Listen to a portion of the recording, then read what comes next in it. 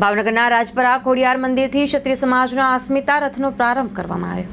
મારું નામ રાજેન્દ્રસિંહ પ્રભાતસિંહ ગોયલ તરસમિયા, ભાવનગર તાલુકા રાજપૂત સમાજનો પ્રમુખ છું। રાજેન્દ્રજી, વાત કરીએ તો આજે અસ્મિતા રથનું પ્રસ્થાન થઈ રહ્યું છે, શું કહેશો? અસ્મિતા રથનું જે પ્રસ્થાન છે એ સમગ્ર ગુજરાતમાંથી એક ક્ષત્રિય સમાજનું વાવાઝોડું ઉત્પન્ન થયું છે। એ રૂપાલા સાહેબ નામનું વાવાઝોડું છે ને એને અમારે અરબી સમુદ્રમાં ફેંકી દેવાનું છે 7 તારીખે। ભયંકર એટલે ભયંકર અમે મતદાન કરી 100% મતદાન કરી અને ઉખાડી નાખી દેવાનું છે।